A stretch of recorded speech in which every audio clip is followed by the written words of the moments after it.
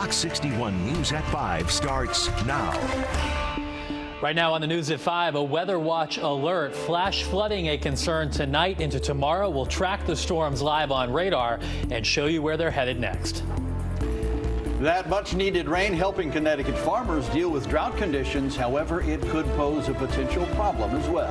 The town of Cromwell mourns the sudden loss of their mayor. We'll take a look back at the life and legacy of Mayor Alan Spotts. There is nothing to indicate that he was capable of anything like this. Just hours ago, Avon's police chief speaking out on a murder-suicide involving one of his sergeants, why he and the department's officers are stunned over what happened in East Granby. All right, here comes that much-needed rain for our state. Good evening and thanks for joining us at 5. I'm Brent Hartman. And I'm Sarah Sanchez. Yeah, that much-needed rain for Connecticut is making its way across the state. Check out the rain pouring down right now on Route 2 in Colchester. And let's take a live look at I-84 in Waterbury, damp there as well. Here's meteorologist Ryan Breton with the latest on this rain that's moving through. And Ryan, it looks ugly on the radar. It sure does, Brent and Sarah. We actually had a tornado warning about an hour ago in Fairfield County. The tornado threat was just a few minutes long, and that's diminished. The main focus tonight is going to be the heavy rain and the potential flash flooding. And the issue is not everyone will get an equal amount of rain. At the shoreline, there's nothing happening. It's actually been a warm, humid summer day. But just inland, we have this band of very slow-moving, drenching downpours through the middle of the state. All of us are under a flood watch for tonight, and this goes all the way through tomorrow afternoon because tomorrow will be a very wet day as well. There are some flash flood warnings that have already been issued. There's been significant flash flooding just over the border in Rhode Island, and now we're keeping a close eye on northern New London County where a flash flood warning has been issued until 7:15 this evening. But there are other areas of very heavy rain outside of that warning as well. Parts of Middlesex County, we have some really heavy rain falling just on the other side of the river around Haddam over to Durham, and this is now moving north up into Middletown and Cromwell, and that heavier rain will be moving into the Hartford area as we go through the evening. So tonight it is possible there are roads that get flooded, especially ones that are in low-lying susceptible areas. And even tomorrow morning, this is 6 a.m., rain will be out there, and there will be periods of heavy rain into tomorrow afternoon as well. So this is kind of a long duration event with rain through tomorrow. We need the rain, that's good, but the fact that we're going to get so much of it in a short time will mean flash flooding may be a problem tonight into the day tomorrow. We'll have a lot more on that and look at the better weather that follows all this coming up in just a bit. Looking forward to that. All right, thank you, Ryan. And with rain in the forecast, of course, farmers are hoping for some lasting relief. Yeah, we don't have to tell you, the entire state has been dealing with extreme drought conditions pretty much all summer. Hopefully this rain changes things for those living in the northeastern portion of Connecticut especially. Fox 61's DeAndrea Turner is live in Tolland now with one farmer who absolutely needs this rain. DeAndrea. Hey, you guys. Well, you can see I am on an orchard, an apple orchard to be exact, and I'm excited because the farmer, he tells me that this is exactly what they needed. Farmers remember weather events, and they also remember seasons. Taking us through his acres on his orchard farm, farmers like Todd Wright are dealing with a really dry season. The entire state is at a severe drought level or worse. Very little to no rain over the last few months, impacting people like him. You pray for those late rains, and it looks like we're going to get it. And that prayer may soon be answered. It's sprinkling, but what does this sprinkle mean? Well, it's hope. It's hope for, you could say, recovery from a very, very dry summer. Wright says that he's also hopeful for a fruitful harvest. Then if it doesn't rain in the summer, you worry about nutrient deficiencies. If it doesn't rain in the fall or early fall, then you don't get the sizing of fruit you would like. But, you know, for the apples that need sizing for, say, a September 20th or so, a little bit later season apple, they're probably going to be normal. But he says that too much rain too quickly could be trouble. We certainly don't want 7 inches. That can cause all of its own different problems. But a good 2-3 inches would be good. And normally people will run to a dry area when it starts to rain. But in this very moment, it's starting to come down now. Yeah, prayers answered. And well, you guys, I also spoke with officials at the Interagency Drought Working Group. They tell me that they will meet on Thursday to evaluate how the recent rains have impacted the current drought. But for now, in Tallinn, DeAndrea Turner, try not to break a tooth, Fox 61 News. Thank you, DeAndrea. Yeah, I'm jealous you're getting some fresh apples there. Well, we are all over tonight's Weather Watch alert on this upcoming rain. And for the latest forecast, including a live look at the radar, you can download our free Fox 61 News app. We'll do at 5 tonight. A sudden shock in the community of Cromwell as the town is now mourning the loss of their mayor, Alan Spotts, a fixture of the community for over 3 decades now. Spotts is remembered as a dedicated mayor and friend.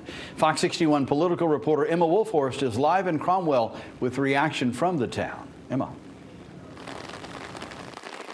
Brent, Sarah, a sad day here in Cromwell. Mayor Alan Spotts serving just 1 year, elected last November. Today, town officials sharing condolences and posts on social media remembering Mayor Spotts and his passion for this community.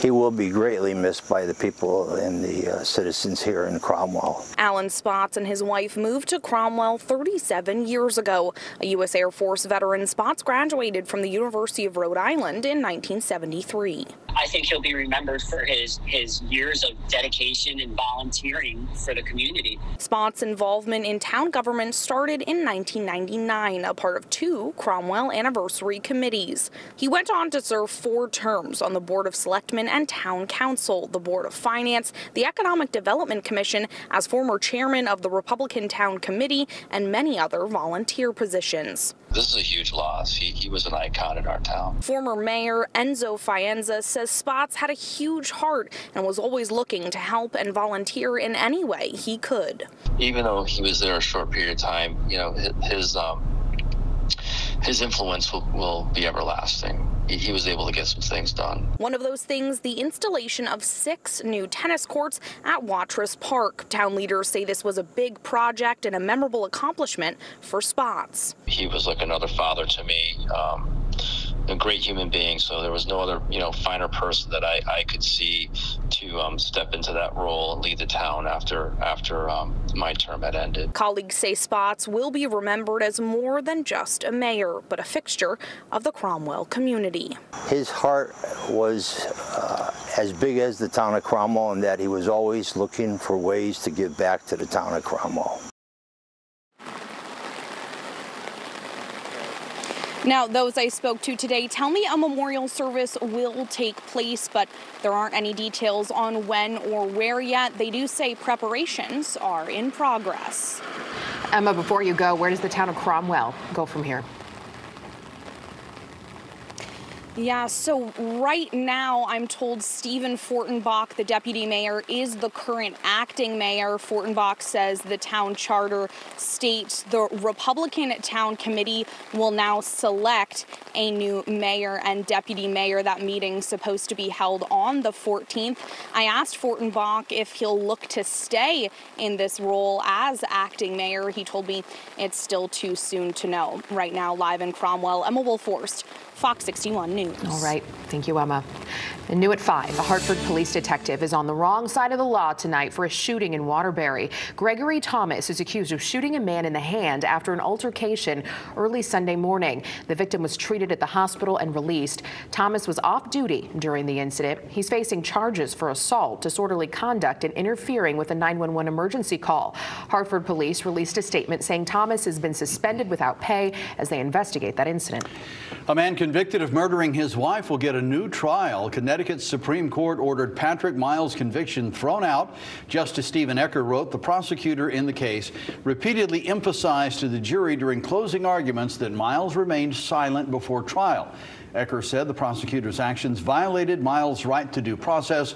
Miles was sentenced to 55 years in prison for the killing. He remains behind bars awaiting this new trial. And now we have a Fox 61 follow-up to the murder-suicide involving an Avon police sergeant. Yeah, today we got access to his personnel file and heard directly from the chief. Fox 61's Matt Caron has been covering the story from the beginning, and he joins us live now from the Avon Police Department with more. Matt. Well, you know what, guys? All indications are that this tragedy was as much of a surprise to the colleagues of Thomas Jasius as it was to the families involved. Avon police telling me that in the days leading up to what happened, Jasius was smiling. He was acting completely normal, even planning a fishing trip with a friend. When you first hear about it, obviously it's a disbelief. It's turned into an anger.